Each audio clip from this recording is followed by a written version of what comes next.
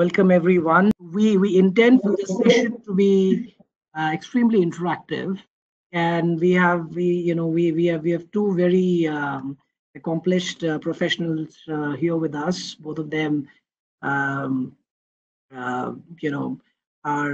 seen more on TV than in our private conversations.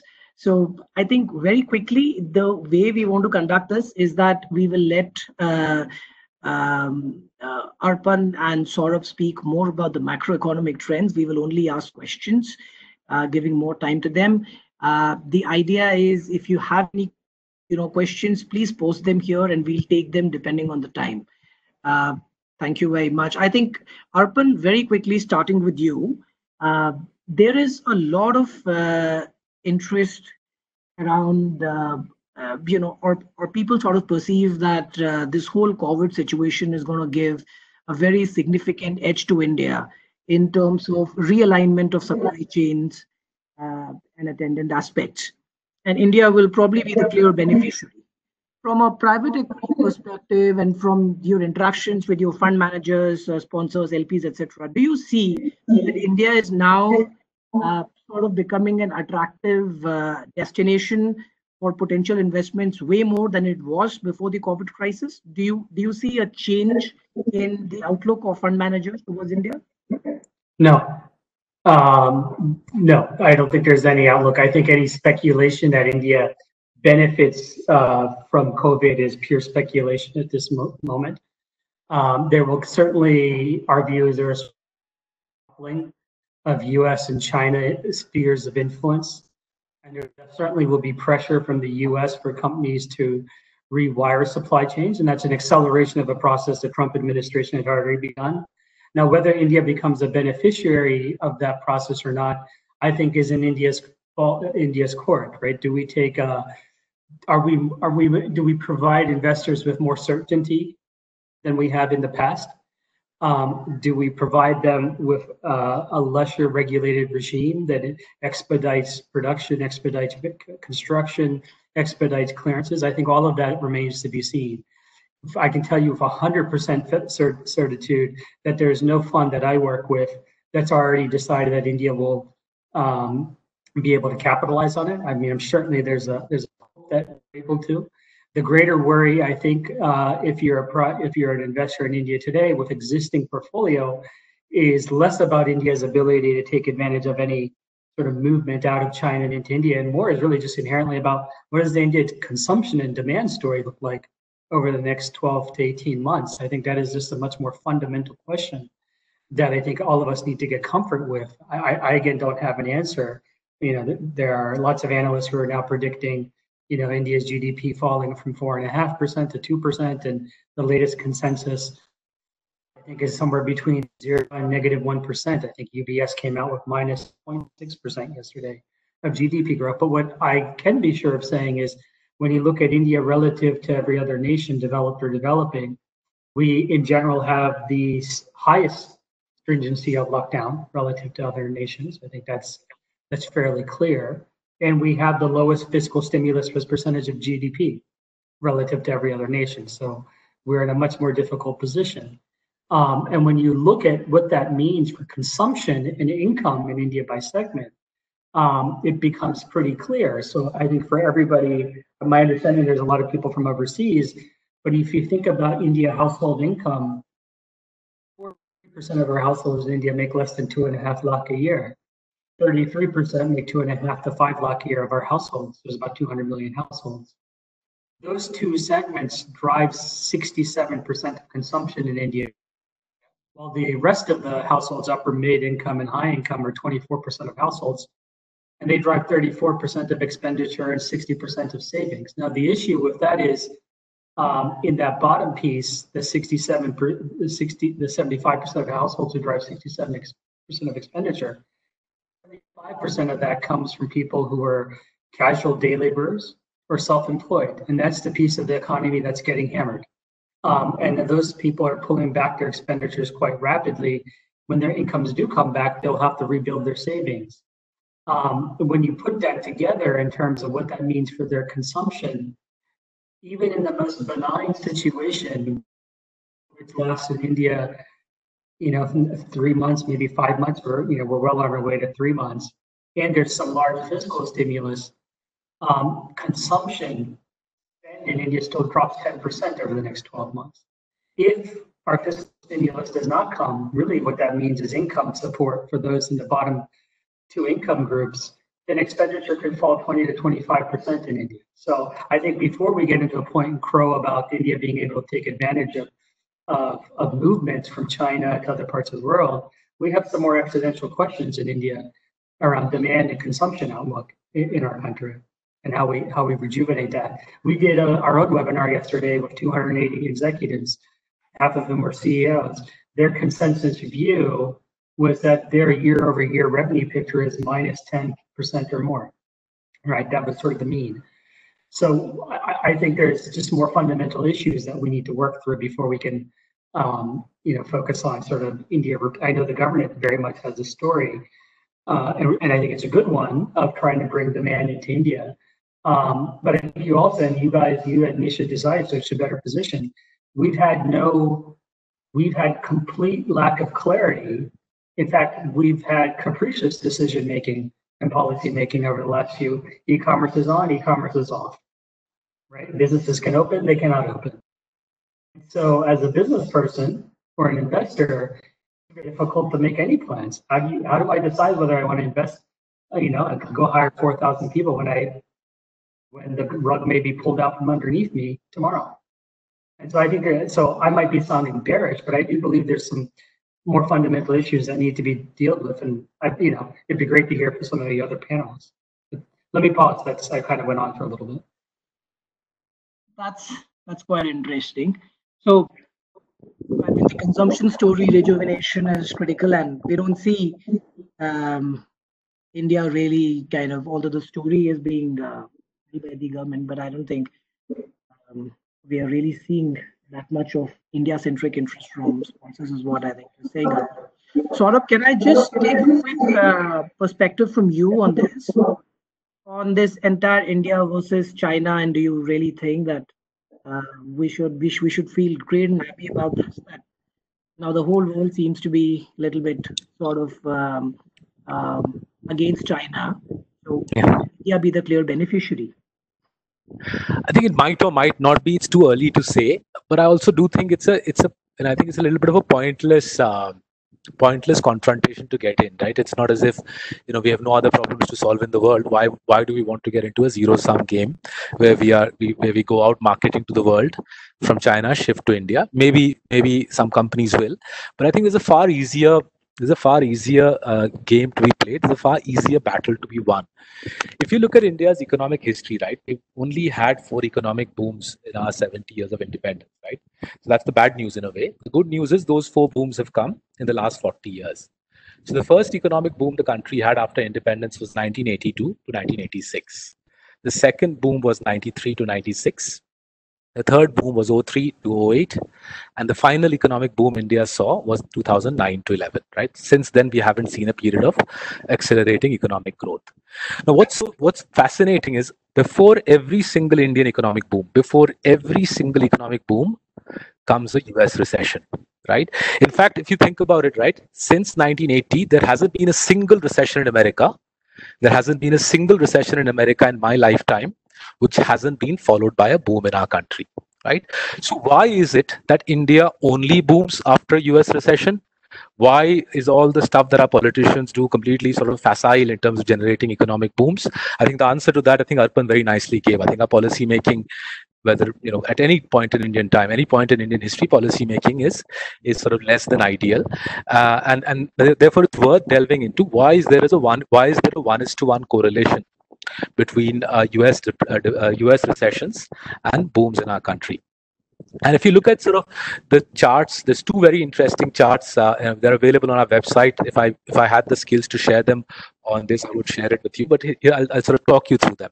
The first is oil prices and what a US recession does to them, right? over the last 40 years, a typical US recession pushes crude down by 50 to 80%, right? It happened in the early 80s, it happened in the early 90s, it happened in the early noughties, it happened in Lebanon, and once again today, we've got oil down from $85 a barrel to $15 a barrel, right? A $70 drop in the price of crude is a 3.5% stimulus to Indian GDP. If oil stays at this level, and I don't know whether it will or not, but if oil stays at this level, which is presumably where it will stay if America continues to be in recession, then that's a 3.5% of stimulus to Indian GDP. Will the government give it to Saurabh, Mukherjea and friends through lower prices of crude at the petrol pump? Unlikely. Will the government keep taxes high on petrol, collect the money and dole it out to the poor? More likely, right?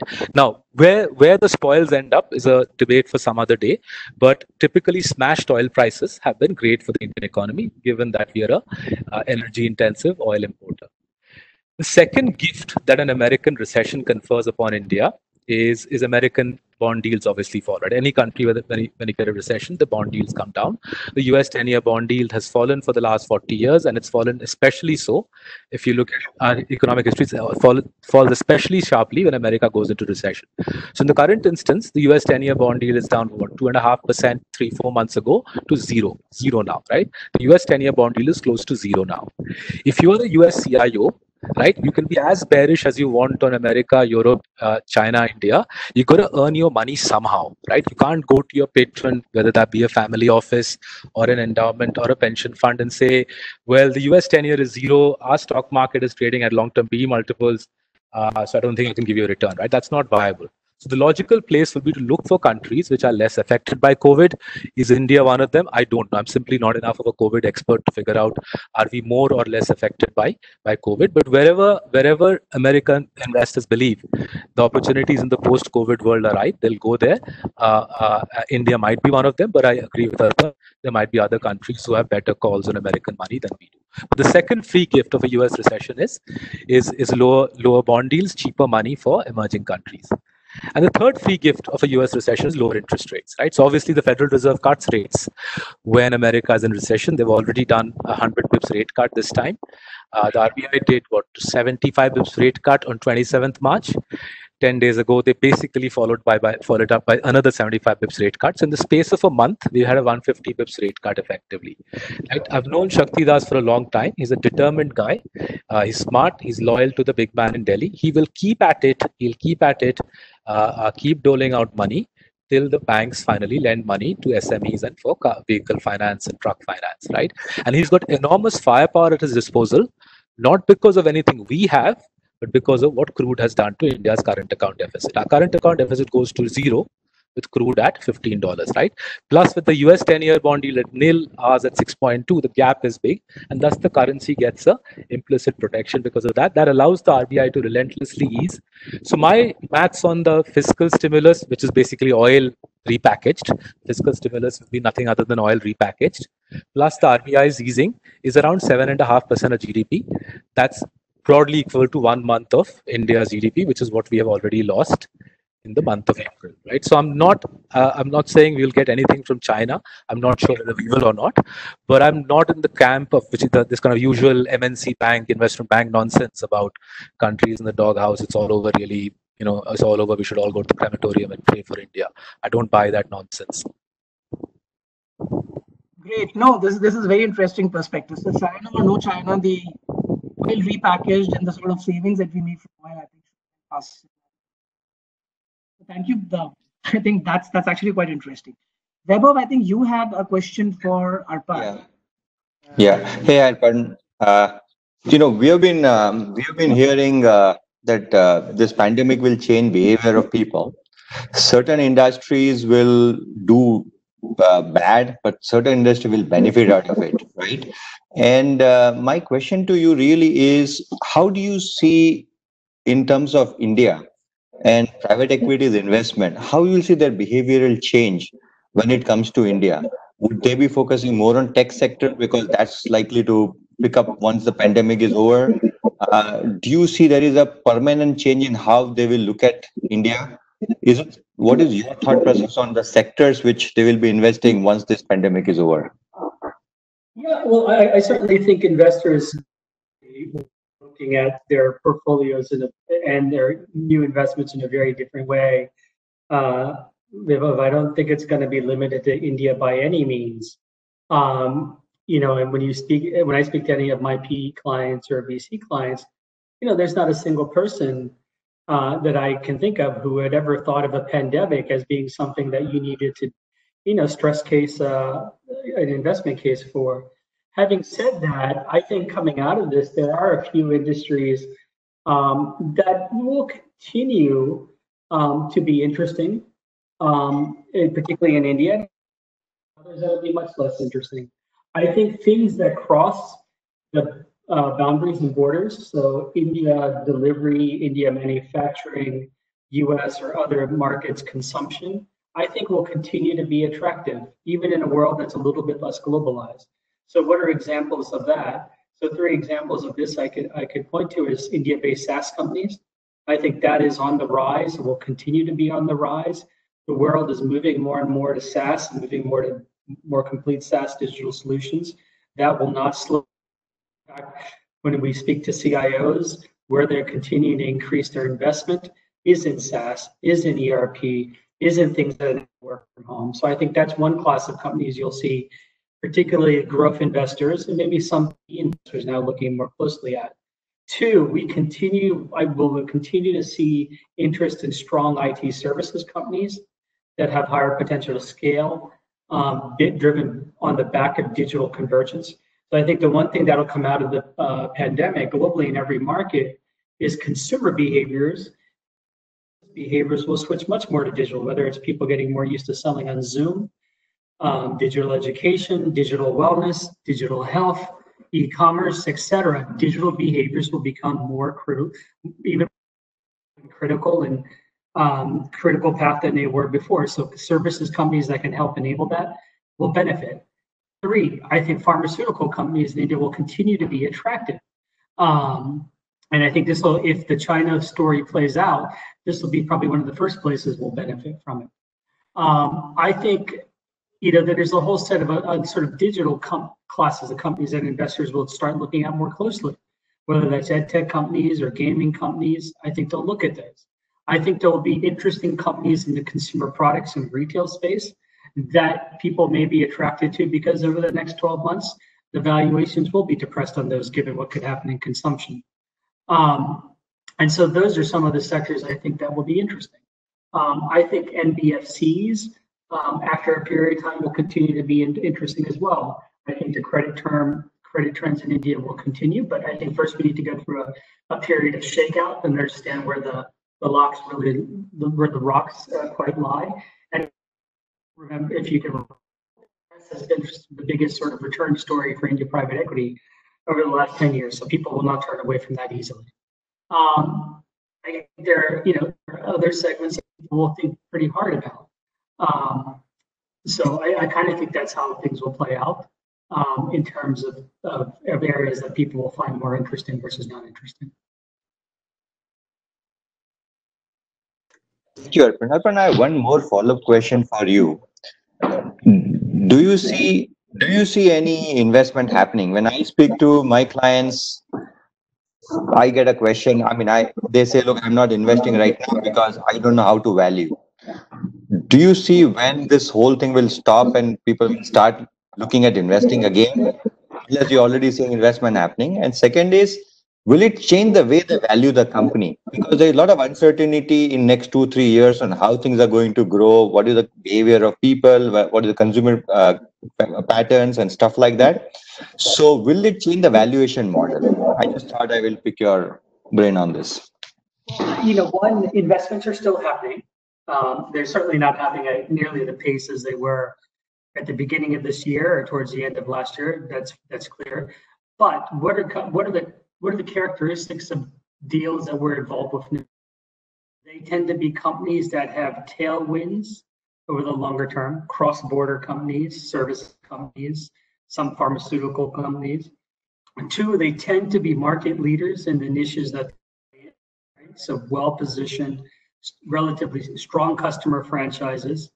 You know, and the 4th characteristic is pretty strong management teams. And those kinds of deals are still happening because they're higher confidence, because it's a good team, it's a good market, and it's a leader in that segment. Now, is there valuation crunch? Yes, there are valuation crunches where, but I don't think we have enough to understand, does the average turn on a PE deal drop from 15 to 13? Or are investors more inclined to pay for quality? I think there are a lot of marginal deals that would people believe they could get done and make it work, and assume that they could get some increase in turn over their whole period. Those are probably more questionable deals. So if it's a strong company with market leadership positions in certain niches, strong management teams, some fundamental tailwinds of growth, certainly over the next 3 to 5 years, if not the next 12 months, then those are still interesting and those are still happening. So the market's not dead. It's certainly slow, but it's not dead. Thank you. Ruchir, over to you. I think those are very interesting questions. So let me just pick Saurabh's perspective also on that. I think Saurabh, again, 2 questions, right? Deal making plus valuations. All kind of methodologies are coming up, EBITDA, add back corona losses, but people don't even know where is the basis now. If you knew where was the bottom, you could possibly give a discount to it and do the valuations. How do you value? And second is, when do you think the deal making will sort of? So look, we're not private equity folks, we are public market folks. So I wouldn't honestly have any idea about private equity deal making. It's a little removed from my life. One of the things we've done, right, and I've written extensively about it. The books are available on Amazon. You can find it in Unusual Millionaires and in Coffee Can Investing.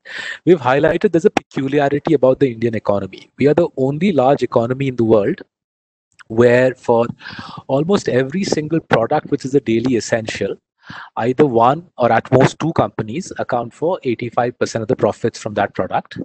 And not only that, typically these companies have incredibly powerful monopolies. So if you take the top 25 monopolists in India, people who say dominate things like biscuits, cooking oil, hair oil, adhesives, cars, trucks, truck tires, car tires, air compressor, I could go on and it'll get a little boring. Right? If you take the top 25 monopolists in India, their average return on capital is 45%.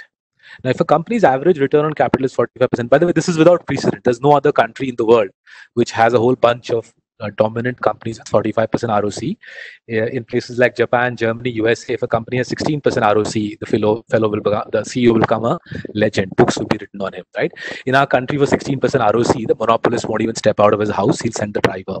At 30% ROC, the monopolist will say, "Maza aa raha hai." Now, if you have 45% ROC, right, and free cash flow is nothing other than return on capital minus cost of capital, that means we're talking about market leading companies who can generate 30% of their capital employed as free cash flow every year, which means they can reinvest in the business commensurately, and thus they can double the size of the business every 3 to 4 years, right? And our country, because of I'm not saying this is good or bad, right? It's bad for customers, it's good for these companies, because they can double the size of the business every 3-4 years, whether coronavirus happens, doesn't happen, Trump is president, somebody else is president, who's prime minister, all of this stuff is irrelevant for them, right? So these sorts of companies sell the essentials of life to people like me in India. They grow their businesses by 20-25% an annum. In this coronavirus year, I've spoken to them through the lockdown. Their view is if you write off a month, you'll still end up getting mid-teens earnings growth, because let's take a simple example, baby milk powder, right? Parents haven't stopped feeding their kids because of coronavirus, and thus Nestle's factories have operated through the coronavirus, right? And therefore Nestle's earnings growth, which should be around 15-20%, it's been 20% the last 20 years or so, and therefore 15-20% earnings growth for Nestle is doable. Now, one of the points I've made repeatedly in my books is, with firms like Nestle or with an Asian Paints or with a Pidilite or with an HDFC Bank, you can stare at the PE multiple and at valuations till the cows come home, but you'll be none the wiser. What you got to do with franchises like this is buy them and just grow with them as this economy chugs along at whatever, depending on your optimism, 3% to 6% growth. Now, what coronavirus has done beautifully was it crunched these valuations by 20-30%. So that when the Indian market fell 13%, as you, I think, nicely alluded to at the beginning, I was on TV that day. I shouted as much as I could that everybody should take advantage of this. You're getting HDFC Bank at decadal low. Just take, I think, 20-year low price to books, price to earnings. You're getting a company like Asian Paints, which has been giving 28% CAGR for 40 years. You're getting it at decadal low Ps. So that's our view, that buy classic, well-run, clean franchises. I think Arpan was echoing something similar in the PE context. Buy clean companies, market-leading franchises selling essential products. You make 10x your money in 10 years. Whatever virus happens, whichever bank collapses, whatever GDP growth is, becomes quite irrelevant in that context, right? There aren't that many countries which give you this luxury. Our country gives you that luxury. Make the most of it. The average market cap of these companies I'm talking about is $20 billion, right? It's not as if liquidity is a challenge. These are listed companies which can help you grow your wealth. And coronavirus, I think, still creates an artificial entry. It creates an artificial entry into champion franchises, and people out there who want to capitalize on it. The opportunity, I think, still exists. I think just one question, I think, to Arpan, from your perspective. I think ESG is becoming increasingly important. I've been reading about it that, more and more LPs are sort of looking at taking a closer checklist at the, on ESG matters, and also some of those, and even on the public market side, funds like the Sharia funds, etc., which were historically less leveraged, etc., have really outperformed the market generally. So I think, Arpan, from an ESG perspective, do you feel that this COVID has sort of made LPs more responsible and they are looking at ESG more closely? So they likely have, but Ruchir, that's not an area I spend a lot of time on. So I don't have great visibility or expertise on how LPs think about environmental sustainability goals. Okay, maybe another question I had was on the LP secondary market. I think today we read some news that ADIA believe that their portfolio is sort of reduced by 50%, because of the COVID crisis, and they've been trying to sell it, and there are no buyers in the market because they believe that the bottom is still a long way away. So how do you see this LP interest being traded? These are LP interest in good funds, well-performing funds, and the secondary market. How do you see that shaping up? So let me make sure I got your question. Correct, Ruchir. You're asking me about LPs and their views towards India and their views towards buying portfolios on a secondary basis from PE funds? That's correct. So LPs holding interest in India focused funds, secondary interest there, portfolio sellouts, things like that. Yeah, look, I think that one of the hallmarks of India, one of the big changes in the market for us over the last 5 years has been the entrance of certain large sovereigns, whether it's the Canadians in CPPIB, CDPQ, OTPP, OMERS, or the quasi-sovereigns like a Brookfield, or the Middle Eastern funds or the Singaporean funds. Those guys are taking long-term views on India. They have substantial amounts of capital to deploy, increasing amounts on a yearly basis, before they have to begin to return it to pensioners in their respective countries.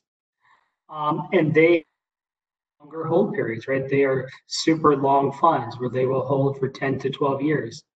I think many of them are looking at India now and saying, hey, this is a really interesting opportunity to find iconic companies, get them at what are the most attractive valuations that they've found that have been available in quite some time. So as to Saurabh's point, HDFC Bank is probably, it's a bedrock institution, great leadership positions. Maybe it's a good time to enter. So I think there are certain LPs that have 10-year plus views on India that will continue to go very long and will continue to pick up primary stakes or co-invest with funds that they work with. Now, in terms of actually going and buying existing portfolio, I don't know. I mean, I think that'll be tough. I think if you're a PE fund, would you divest yourself of your portfolio where you probably have some solid companies on a portfolio basis? That doesn't happen very much. I think you'll see much more of them co-investing alongside LPs. Got it. And Arpan, do you see enough of LP, like the LP secondaries where there was a time during crisis where people were selling 70 cents to a dollar, 60 cents to a dollar? Yeah. Do you see that happening? I don't know. It's too early right now. One, I think a lot of the funds have learned some hard lessons, from 2009 and 10, right? I think we need to remember that when 9 and 10 hit, the private equity industry in India was very young. It was realistically, it was less than a decade. Cases, most people have really just been at it for 4 or 5 years. And if you go back and look in history, 06 and 07 were boom years. I mean, it's almost exuberant private equity investment years globally and certainly in India. And so there was just a lot of write-offs that had to have happened in 09 and 10. I think the last 10 years has been more rational than the first decade of this century. Of course, there are bad deals that have been done, but not to the extent. I mean, in the first decade of this century, there were deals being done with very little diligence, right? They were just, because the fear of missing out was so strong. Deals were being executed so swiftly that proper due diligence was not done, and so you ended up with lots of infrastructure deals, lots of energy deals. If you kind of look at the mix of deals over the last 10 years, it's been quite different, right? It's been financial services, it's been IT services, it's been pharmaceuticals and healthcare. That's been the big mix. And so I think the industry's matured, it's learned a lot. There will certainly be misses, but not to the proportion and extension, the proportionate extensive nature of it in the last down cycle. Saurabh, just wanted to check with you on infrastructure. One of the largest absorbers of capital is infrastructure, which also generates employment and significant spillover effects on multiple other sectors in the economy. Government brought up InvITs and all of that, and a lot of listed products, foreigners, the sovereign funds, pension fund, tax benefits, a lot of incentive to that sector. But that sector seems to have totally collapsed today. The traffic has come down to zero, airports, ports, even power sector is suffering. When do you see that? And do you see that infrastructure will be the key to the resurrection of the economy in the times to come? How do you, or which sector other than infrastructure do you look? I think other than 2004 to 2012, I don't think infrastructure has been a big driver of the Indian economy either before that or after that. And as a result, in the last 5, 6, 7 years, almost all the primary construction risk is taken on by the government of India. I don't think anybody out there really has the appetite now in the private sector to build roads or ports. So there might be some appetite for airports, but roads and ports is almost largely the government's reserve. And what I think the NHAI has been trying to do so far and successfully, maybe they'll be successful in the next 4 or 5 years, is sell the already constructed roads, right? They've got, I think, 70 or 80 already constructed road concessions that they're trying to sell. And it's entirely possible, in fact, but more likely than not, that the Canadian pension funds or a Singaporean sovereign or a Middle Eastern sovereign will come and start buying packets of these road boot projects or some other port projects, right? I think the bigger challenge for India infrastructure is no longer the government one. The government piece is pretty clear. The government has to take the primary risk. No private sector person in his right mind will take the primary construction risk. And then once the asset is built, the government is then trying to downsell onto the PE and sovereign wealth fund community. I think the more interesting part will be Resi real estate. Resi real estate has been an overvalued asset class for the last 5, 6 years. It'll probably take another ratchet downwards. Residential real estate will take another ratchet downwards. And what will be very interesting to watch is whether residential real estate goes the way of commercial real estate, which is commercial real estate now is almost entirely the preserve of people like Brookfield and Blackstone. And whether we get a similar model coming in residential will be very, very interesting to watch. I don't see infrastructure bringing India out of the slump. I think the most likely route out of the slump is the RBI using cheap money. To try to finance, say, auto recovery, motorbikes, cars, trucks, and in parallel, some of the export-centric industries, say IT and pharma, getting a little bit of a tailwind from business shifting from China to India. So IT and pharma at the vanguard of the export-driven revival, and auto at the vanguard of the consumer revival. Difficult to see how infrastructure will be a big driver of capex. There will be secondary market activity, but there'll be ready-made assets changing hands.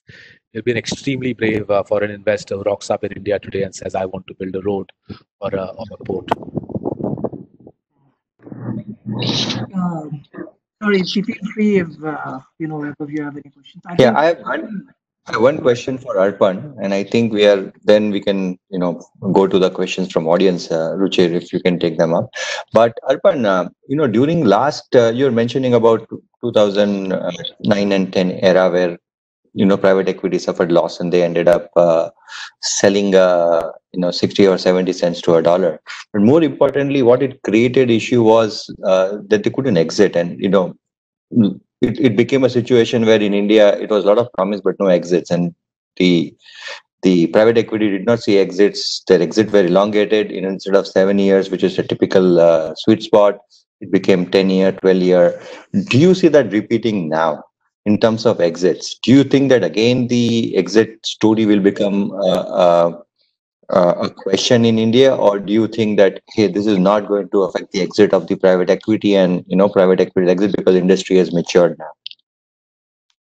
Well, I think it will impact. I don't think it'll impact nearly to the extent it did, because we had so many more were on a weaker footing, and so you did end up with situations where there are still companies, quite a few today, that were made, investment were made pre-2009. They're still hanging out in portfolios that are literally just sort of dead men walking. I think the way in which it impacts Webunar today is, I think all the funds took some pretty hard lessons from that area, and they've generally tried to manage their hold periods to 5 years, right? So invest, improve, and by year sort of 4, begin to plot your exit from these companies. I think what effectively the COVID will do is, particularly for anything that's a consumer company, a brand, a retailer, some IT services, it'll add at least 12 months to hold period, because in many cases, fiscal year 21 will be more or less the sort of a forgotten year for many. So I certainly think on average, pre-COVID, post-COVID, hold periods will go up. I do not think it will result in like 10-year hold periods. I think everybody is pretty aggressively managing to sort of 5 periods. So maybe they go to 6 years, 6.5. But I don't see a different story. I think, as the math itself will dictate, once you get past certain periods of time, your IRRs start looking terrible. I think the other thing that Saurabh is more of an expert than I am is the danger, I think, over the next few years of continuing, the extension of hold periods is that, your downside from rupee depreciation is just, that's just another headwind compounding headwind you introduce to the mix. So it'll have an impact, I don't think to the same extent. Thank you. Saurabh, extension of this question to you. Do you think the capital markets will be very affected because of these reasons, or do you think the capital markets will not get affected and you will see IPOs coming in on a regular basis, let's say in 21 and 22? So I think there's one uncertainty that I haven't yet been able to resolve in my head, which is whether the current bout of printing press finance that India has to do, we clearly have to do printing press finance. The RBI will have to run the printing presses over time to finance the government's deficit, which is all right. I mean, it's part of life in a developing economy. Now, question is whether so the RBI finances the government doles it out to the poor to buffer the COVID shock. Will that dole out to the poor lead to actual GDP growth, or will companies say, we won't produce more, we'll just jack up our prices? If they do the latter, if companies just jack up prices rather than producing more, then we have inflation on our hands. The RBI has to hike interest rates and we are in deep trouble then, right? But given what I know of the top 40, 50 companies, the logical response, especially given that they have spare capacity, especially given that the top 40, 50 companies in India have spare capacity, the logical response should be the government has given money to the poor. The poor want more, more baby milk powder or cooking oil or hair oil or footwear. Let's give it to them. Right, and if companies choose to respond to higher demand with greater supply rather than price hikes, then we are on a pretty good wicket here. This is the scenario that I was highlighting. This is what India has typically played out in India after a US recession, right? So if companies step up production and interest rates therefore stay low for a couple of years, I think we'll have a pretty good couple of years for capital markets in our country, right? Foreigners will come in because they'll say, well, this country did get hit by COVID. India did get hit by COVID, but they've recovered reasonably well. The government's done its bit, and rather than inflation, they're getting growth. Let's participate in that. And I have to be honest, we are seeing pretty healthy levels of American endowment family office interest in investing in this story so far, right? What none of us know is, will inflation flare up? If inflation flares up, then the IPO fantasy is going to stay that. If inflation doesn't come through, then growth should come through, and your capital market scenario plays out then, Vaibhav. I have a sort of on the same point. Can you, there are all kind of different views coming of how long will this depression last, how much of the markets involved. Will we be back to the sort of normal that we were before the COVID in 2021, 2022? When do we get back? When will things become normal? Right. So look, unfortunately, I've not no expertise in virology. I just sit at home like everybody else during the lockdown, and I look at the Worldometer data, and I called up friends who work in the Ministry of Health. I called up doctors. What we are seeing in India actually is quite astonishing. It's absolutely crazy what we are seeing. So if you look at the infection rate, which is people infected with COVID divided by tests, it's 4%, amongst the lowest in the world. Now, I have no idea why we have such a low infection rate. In fact, I've called up the path labs and I said, are you screwing up the tests? Is that why the infection rates are low? And they've vehemently protested their innocence. So let's assume that the infection rate actually is 4%. Then the next puzzle is the mortality rate is extremely low as well. So if you had 1,000 odd deaths out of 30,000 COVID patients, a 3% mortality rate, which is pretty low, right? But even more astonishingly is the data I'm getting from hospitals and ventilators. We've only needed 200 ventilators in India in the last 2 months. We've needed 1,000 hospital beds. If you follow the popular hysteria on mass media, you would think the hospitals are flooded. We are out of ventilators. Maruti Suzuki is indeed making ventilators, right? But we've needed 200 ventilators and 1,000 hospital beds. And the data that the Ministry of Health is getting, and they get obviously granular data state by state, district by district, is that for 95% of the country, unfortunately Bombay accepted, for 95% of the country, the infection rate is now below 1%, which is why I think for a vast majority of the country comes out of the lockdown through May. We in Bombay look condemned to stay at home for another couple of months. And I think Bombay, Ahmedabad, Pune, Indore, these are the 4 places where the infection rate unfortunately is going up. The rest of the country, the infection rate is down. And finally, the most surprising part, and again, nobody can explain why this is, the strain of COVID that's hit India seems to be far weaker than the strain of COVID that's hit the West, right? So I have lost a relative in London. I've got a couple of friends in America who are ill, and they're my age, they're fit people, they're struggling big time, right? They're struggling to breathe. In India, as I said, we haven't had that ferocious strain of COVID hit us, right? So we've been lucky. I don't think we can put this all down to great governance and judgment. I think we've been lucky that the strain of COVID that's hit us is far weaker. As a result, the death toll is modest. As a result, the infection toll is modest. And therefore, barring the 5% of the country, Bombay, Ahmedabad, Pune, and Indore, it looks like the rest of us gradually come out the lockdown in May, and therefore the hit to the economy is a 6-week hit. That's as far as I can see today. Will we have a second wave like Singapore? Will we have a third wave? I honestly don't know. Okay. Simone, any questions?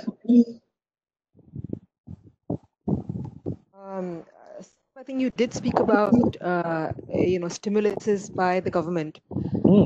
We talked about the Bank of India and so on and so forth. But anything else that you think that the government should do in terms of policy making in the next few months, just to ensure that we do in fact get out of the slump?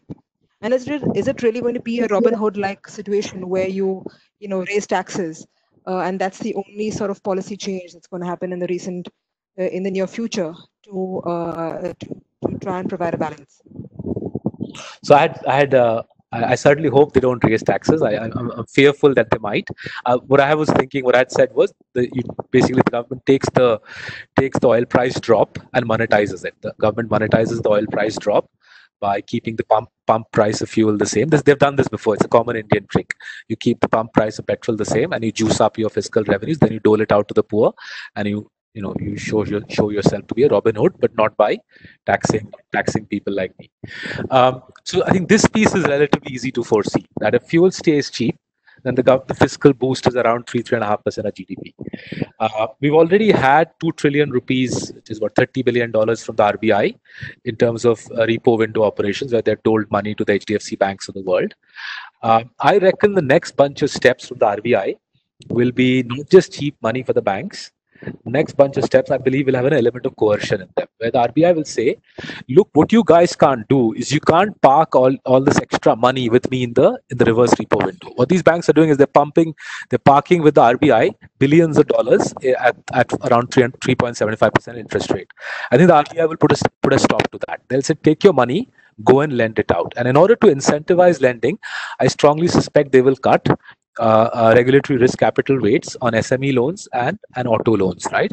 And the way they can justify it is because they've already forced the banks to create a COVID reserve, right? I thought that was very clever. 10 days ago, Shakti Das already has asked them to create a COVID reserve, which is quite punchy. You can see people like HDFC Bank's profit growth has been wiped out, Axis Bank's profit growth has been wiped out because they're being forced to create a COVID reserve. So the RBI can turn around and say, I told you to create a reserve. I also told you not to pay a dividend. Now, what I'm going to tell you is, here's an incentive for you to give car loans and auto loans and SME loans. So you not only cannot give me money, you got to go and dole the money out. So I reckon we'll see a degree of coercion from the RBI in that regard over the next couple of months. And as I said, right, what's giving the RBI the latitude to be so aggressive with monetary policy? This is unusual aggression from the RBI. $2 trillion of repo window operation in 4 weeks is not Indian. This is more like ECB action, right? The reason they can do this is because the global central banks have pumped in $6 trillion in 6 weeks, dragged the bond yields in the West to close to zero. This gives RBI lots of headroom to go forth and be aggressive. Oil being low also helps because it protects our current account deficit, wipes out our current account deficit. So I reckon we will see more from the RBI than from Delhi. Delhi's hand will be limited to that oil price reduction. They'll obviously not present it like that. They'll sort of put some nice, dressing and spin around it, but Delhi's hand is restricted to the oil price drop. The RBI has far more latitude, and I reckon we will see plenty of Shakti Das in the coming weeks. Just one question, Saurabh, again. From an employment perspective, CMI came up with some sample-based data and Mint, some newspapers reported that we're running at 30% unemployment. Considering the way people are now sort of, I think there's a mindset that you could work without a lot of people that you had. So do you see that the unemployment problem is going to linger on and therefore change the very premise in which a lot of this function? Right. Okay. Let me try my best to answer that. And if you don't mind, Ruchir, if you don't mind, folks, I'll run off after that. I'm going to take another call at 4 p.m. So the data broadly. So we have 600 million in our labor force. We have 600 million people who work in India, right? And the broad back of the envelopes from various people suggest 140 million out of the 600 million have been rendered jobless, right? 140 million out of 600 million. Roughly a quarter of the labor force has been rendered jobless over the last couple of months, right? Now, there are two problems that we are all wrestling with here. The first problem is, as the lockdown ends from next week onwards in many industrial zones, what the government is trying to figure out is how do we get the workers back from the villages, back to say Hosur in Karnataka to Chennai, right? And I think there's a fiscal package in the works to incentivize people to go back from UP, Bihar, Bengal back to South India or Western India, right? They'll have to basically give a social security safety net to incentivize workers to go back. I think that'll be the most likely package we'll get early next week, a return to work package, right? The second challenge is 91% of Indians work in companies with less than nine employees. 91% of Indians work in companies with less than 9 employees. Basically, these are mom and pop operations and they've been wiped clean, right? So this is where the banking system will have to step in. The RBI will have to incentivize the banking system to give cheap working capital loans to SMEs to get these 91% back on their feet. So two different problems. One is to draw workers back from the villages to the cities. I think we'll need a social security safety net. Second problem is bulk of India's labor force works in mom and pop shops. They need help to get on their feet, and the banking system will have to finance that. The RBI will have to figure out a way of giving cheap money to the bank so that this money can be doled out. Very interesting. Thank you so much, Saurabh. Before you leave, let me just set out this. Someone has written, so happy in the comment section. So happy to listen to Mr. Mukherjee. I feel extremely elevated and elated. Whether he proves right or wrong, it's a great relief to have his views on the economy. Well, try my best. Thank you, folks. Thanks for this. All right. Thank you very much. Bye. Thank you. Thank you. Vaibhav, anything? Simone? No, I think there are questions from participants. Arpan, maybe I can ask you this question. Sure, I have about 2 minutes. I have another call as well. We are closing the session in a few minutes anyway. I think one question which has been asked, if India is not going to gain out of China, companies moving out of China, which countries are likely to gain? Do you have any thoughts on that, or? Look, I do. I don't think they come from a place of expertise. They come from a place of opinion. And so, look, I think you have to answer that question by looking at a few things. One, who has the market power to basically coerce companies to move. Two, who has the wherewithal, incentives or disincentives to move/not move. And three, how dependent is that country on China for its own business from either revenue or components perspective? So it's a pretty complex, I think, things. I think the most benign place that we'll see benefit, or the easiest place, is countries like Bangladesh or Vietnam, benefiting from moving further value-added manufacturing from China to other countries. And that's a piece of the value chain that China is not very resistant to letting go of anyways. So I think you'll see that move accelerate. When we think about countries who've played it well, I think Bangladesh is a great example of a country who has played this very well from a regulatory perspective, from a tax perspective, and they've done a great job of working with companies to incent the movement of production, obviously, particularly of textiles and now increasingly other segments into the country. Vietnam as well has done a good job of this. When you contrast that with India, both of those countries have done the things like single windows clearances, certainty of taxation, certainty of regulation, which as a country we've had a very hard time doing. We've been very capricious when it comes to regulatory and taxation policy, which has made it very difficult for companies to make commitments to India. We've done it over and over again, and so we keep shooting ourselves in the now, as you go further up the value chain, I think you'll see increasingly some movement of more complex manufacturing back to the United States or the EU, particularly, what advantages the US have. They have, oil is cheap anyways, but they have plentiful natural gas to power energy consumptive manufacturing. Also, where you can run more lights out, or you can bring more automation into production environments, which is also going to be accelerated by COVID, by the way, because of risk and social distancing needs. Those also are possible to move back to the U.S. Now, I think we think of China. I think last year exported close to 3 trillion of products and served mainly products from China. Our estimation was that 2/3 of that is vulnerable to some extent to moving out of China. There's another 1/3, which is largely chemicals and other things that would be very difficult to move. But the other 2/3 in a period of time is susceptible to movement. So, and I think it'll benefit. Now, I think India could take advantage of it in agrichem, other methods, but we need to have certainty of regulatory and taxation policy. Capriciousness in those in policy making just is not going to be conducive to moving manufacturing here. It's just that simple. Yeah, thank you. There are many questions, but I don't think we have time. Do we have time for one more question, or? Sure, I can do one more, and then I have to go. Okay. Yeah. So So I think one question from Swati says, considering depressed valuation, whether PEs will try to take advantage of the situation, and if yes, whether bridge funding deals will be on the rise. Do I think PEs will take advantage of lower? Yeah, does the sun come up tomorrow? The answer is yes.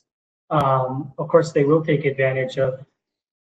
There will be a lot of companies in the next 6 to 12 months that will have that will be capital constrained and capital stressed, that are still fundamentally good businesses. Now, private equity funds or funds or credit funds will all be attempting to take advantage of this, whether that's through equity or structure type transactions. 100%. 100%. Thank you. And they're Thank already you. hunting. The structure stress funds are already hunting. Thank you. Thank you, Arpan. Ruchir, over to you. Thank you. I think take your leave. I think it's good. Thank you so much, Arpan. Thank you so much for taking time. Really appreciate it.